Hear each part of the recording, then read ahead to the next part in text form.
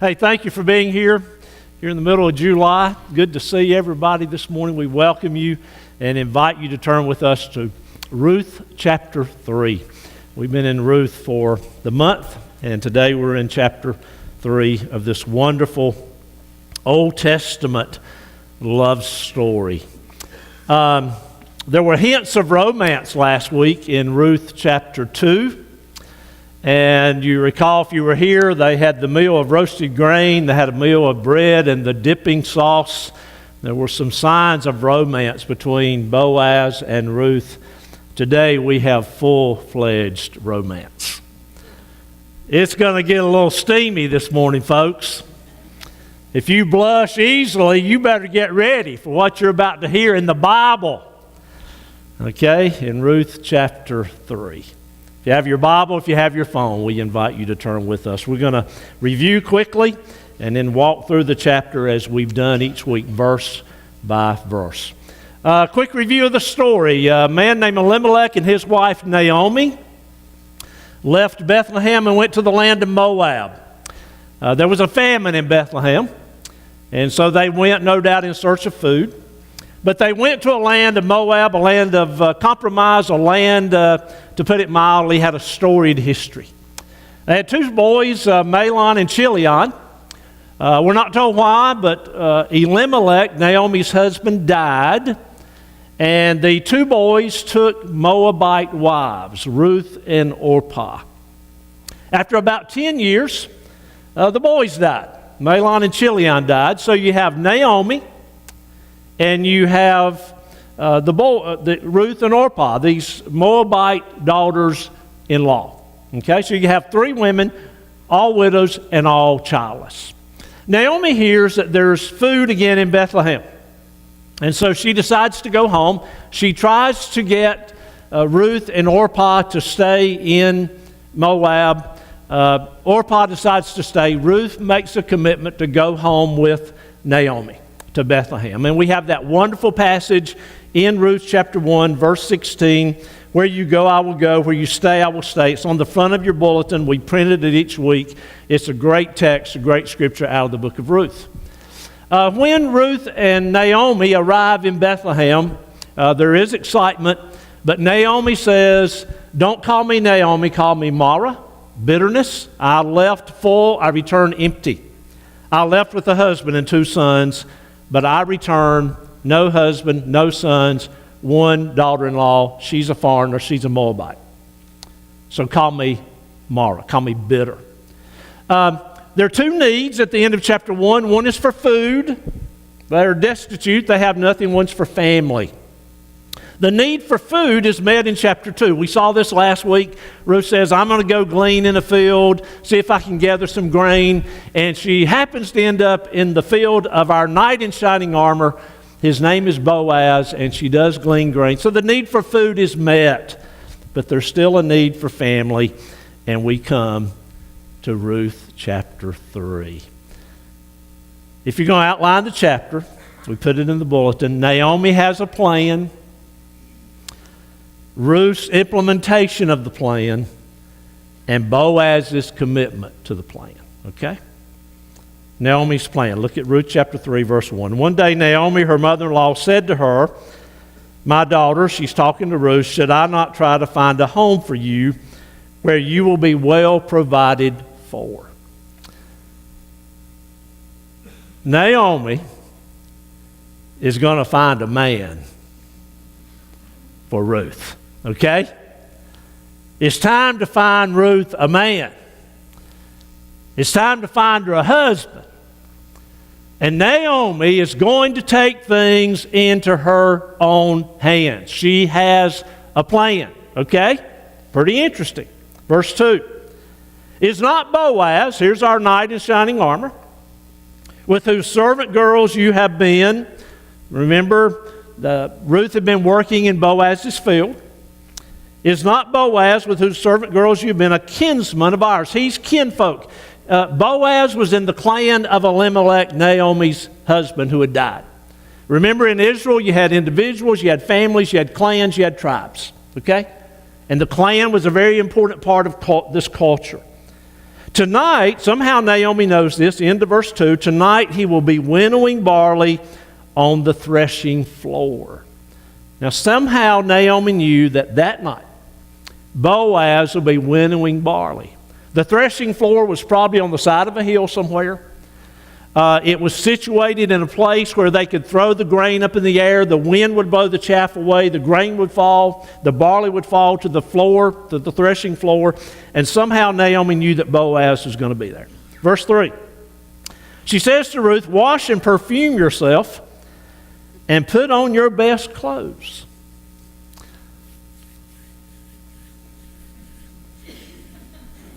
Now Naomi knows. You with me? Naomi knows the way to a man is through what? Through his eyes. Everybody listening? I try to say this to all these couples that come to my office and want to get married. We forget this. If we would remember this, it'd keep all of us out of trouble, make stronger marriages. The way to a man is through his eyes. The way to a woman is through what? Through her heart. Naomi's no dummy. She says to Ruth, wash and perfume yourself. Put on your best. You got to look good. She's not talking about a woman been out. Ruth had been out in the field. Ruth's a working woman. She's not talking here about just getting rid of body odor. She's talking here about you got to look good. You got to catch his eye. Wash and perfume yourself and put on your best clothes. Then go down to the threshing floor. But don't let him know you're there until he's finished eating and drinking. You be inconspicuous.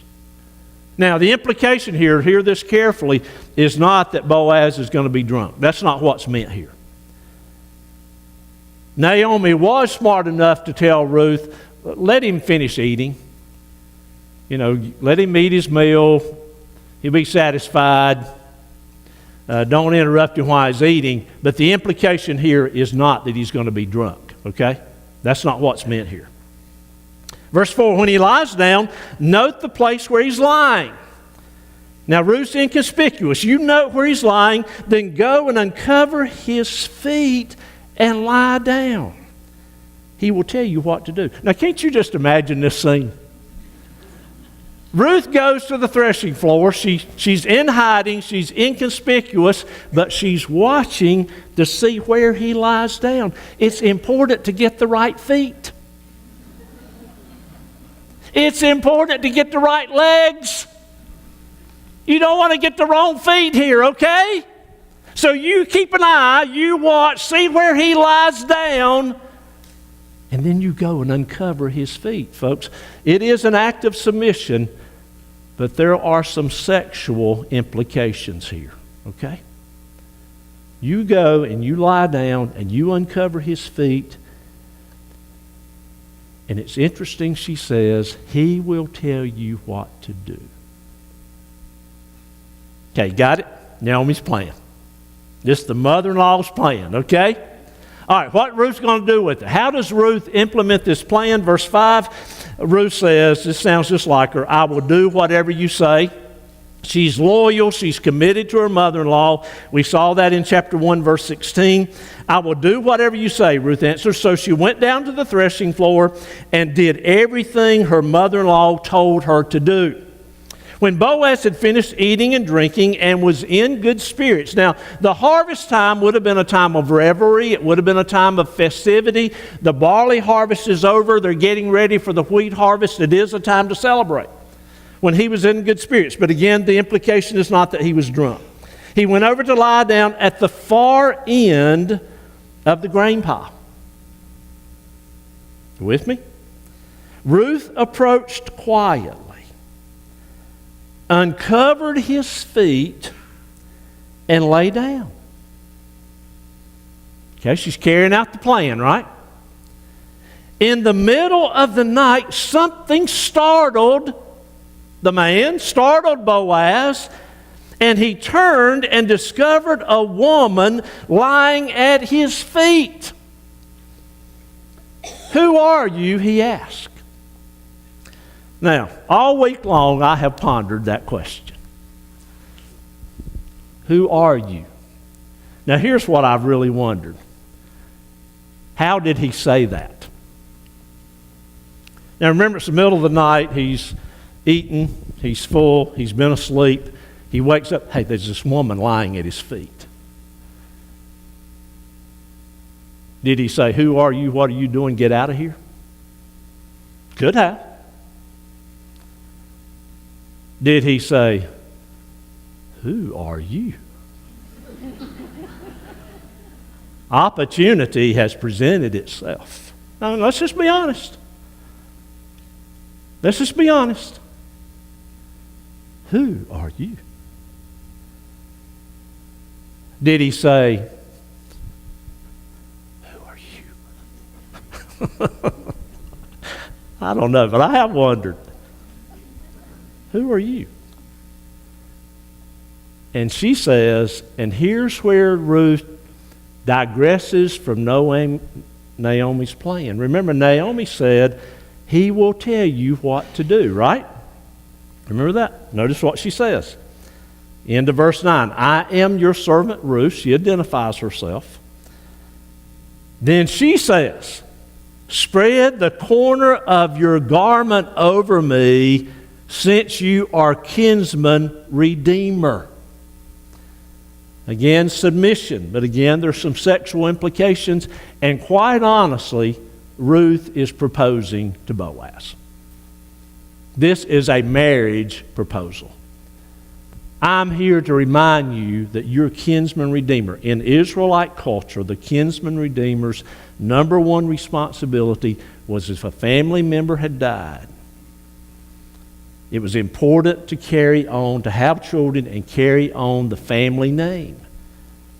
And so the kinsman redeemer, the responsibility would be to marry Ruth, have children, and carry on the family name. And so in a very real sense, Ruth is proposing to him and reminding Boaz, you are, in Elimelech's family, you are kinsman redeemer.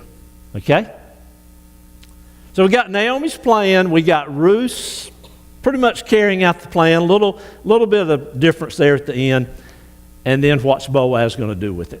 Verse 10, "The Lord bless you, my daughter." Again, that sounds just like Boaz. He was a man of standing, a man of wealth, a landowner, and obviously a godly man. "This kindness is greater than that which you showed earlier." Notice what he says. "You have not run after the younger men, whether rich or poor." Apparently there was a big age difference between Boaz and Ruth, and he's somewhat amazed that Ruth would show interest in him. She had caught his eye, and he apparently is amazed that she would show interest in him. And then he says, "And now, my daughter, don't be afraid. I will do for you all that you ask." Plan's working, right? Everything's going according to plan, right? And then he says, "All my fellow townspeople know that you are a woman of noble character." Everybody's heard about you, Ruth, and your commitment to Naomi. You're a woman of noble character. By the way, just real quick note. That woman, that phrase, noble character, is the very same phrase that we find in Proverbs 31, the virtuous woman passage that we read sometimes. And Proverbs 31:10 begins this way, "A wife of noble character who can find?" Very same word. Boaz says to Ruth, your reputation is out there. Everybody knows you're a woman of noble character. Verse 12, "Although it is true that I am near of kin, there is a kinsman redeemer nearer than I." Uh-oh, hiccup in the plan. Hiccup. Naomi's plan, Ruth's carrying out the plan, everything's going according to plan, and Boaz says, "Yes, I'm a kinsman redeemer, but there is somebody nearer kin that has the right to you, they're nearer than I am. Okay? He points that out. And so he says to her, stay here for the night, and in the morning, if he wants to redeem, good. We got to check this out. Let him redeem. But if he is not willing, as surely as the Lord lives, I will do it. Lie here until morning. So we've got this hiccup now in the plan. There is someone near kin who has the right to you nearer than I am. So verse 14, she lay at his feet until morning, but got up before anyone could be recognized, and he said, don't let it be known that a woman came to the threshing floor. Now he says that not because anything scandalous has happened. He says it because Boaz knows he's got to check out this nearer of kin. He's got to settle this hiccup, this matter that's come in the plan. Verse 15, he also said, bring me the shawl you're wearing and hold it out. When she did so, he poured into it 6 measures of barley and put it on her. Then he went back to town. 6 measures of barley. We said last week an ephah was 30 to 50 pounds. If this was 6 ephah, this was a lot of barley, more than a shawl could hold. This was a lot of grain. Ruth was going home with a lot of grain. Verse 16, when Ruth came to her mother-in-law, Naomi said, how'd it go? How'd my plan work? Okay? She again is giddy. How did it go? Tell me everything. Can't you just imagine the scene? Then she told her everything Boaz had done for her and added, he gave me these 6 measures of barley, saying, don't go back to your mother-in-law empty-handed. Remember, Naomi said, don't call me pleasant, call me empty. They had a need for food, that was met. Now there's a need for family, that's about to be met. Play on words here. Then Naomi said, wait, my daughter, until you find out what happens. For the man, Boaz, will not rest until the matter is settled today. There you have it. Now what do we do with it?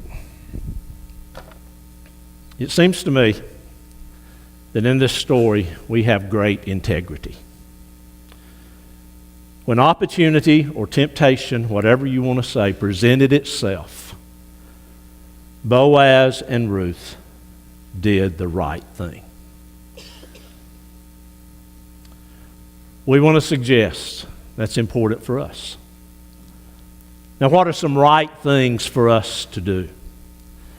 You say, preacher, that's so elementary. I know right and wrong. Okay, I give you that.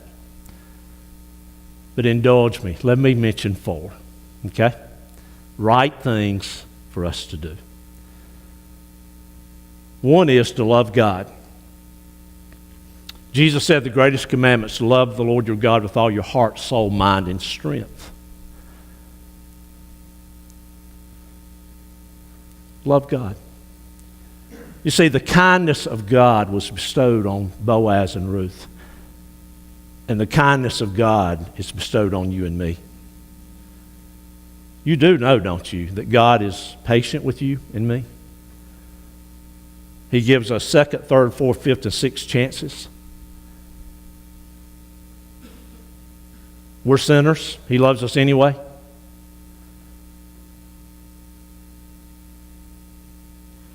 If you're here this morning and you've never asked Jesus to be your Savior and your Lord, that is the most important decision. That is the right thing to do. Love God with all your heart, soul, mind, and strength. Love your neighbor. Jesus said that's the 2nd commandment. Love your neighbor as yourself. People test us and they try us. What's that old saying?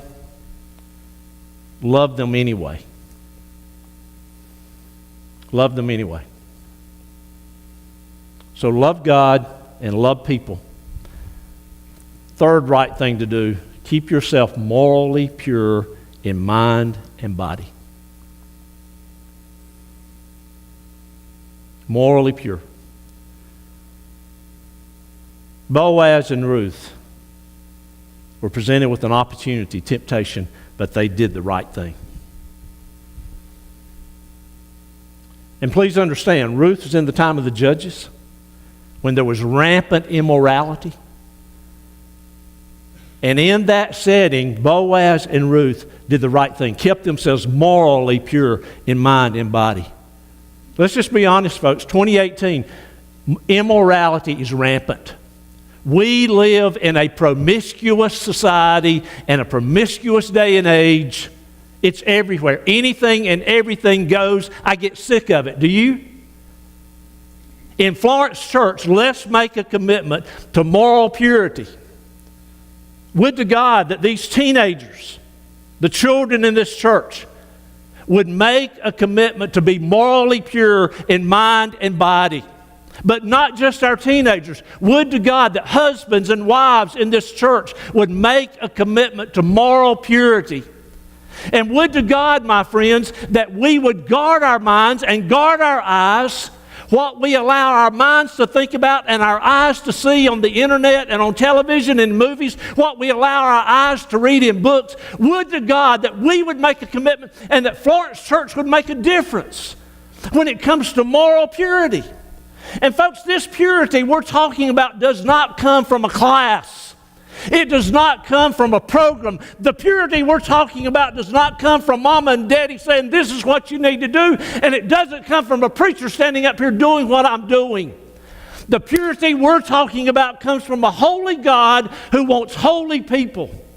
A holy God who desires holy people and holy living. And it starts with you, and it starts with me, and it starts right here, and it starts in here. Boaz and Ruth had an opportunity. They were presented with temptation, but they made a commitment to do the right thing. And you and I can say what we want to. But opportunities and temptations present themselves to you and to me every single day in 2018. And so many times we're just like the culture and we're just like the world. And there's no difference between the culture and no difference between the church. And shame on us.